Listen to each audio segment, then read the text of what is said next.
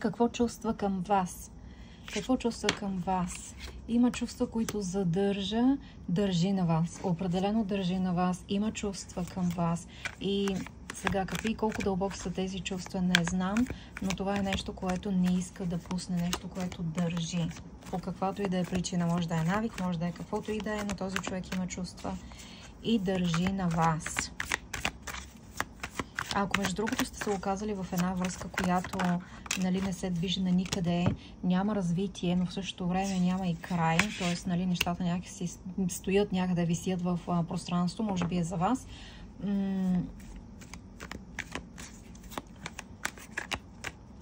Вие отговаряте на нещата, на това, което иска. Вие задоволявате потребностите, желанията, мислите, може би критерия за представата му или представата и за партньор. Има връзка между вас, има силна връзка, интуитивна връзка.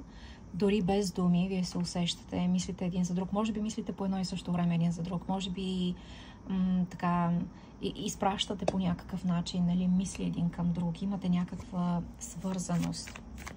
Това е човек с много силна интуиция, който ви усеща. Много ви усеща.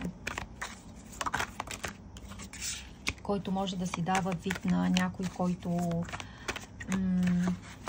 не е много сериозен, няма сериозни намерения, но в същото време не е така. Има какво да ви каже. Много карти излязоха. Това е човек, който иска да ви каже нещо. Има съобщение, което иска да ви каже. Не знае точно как да ви го каже или по-скоро в момента може би не е дошъл, не е подходящ.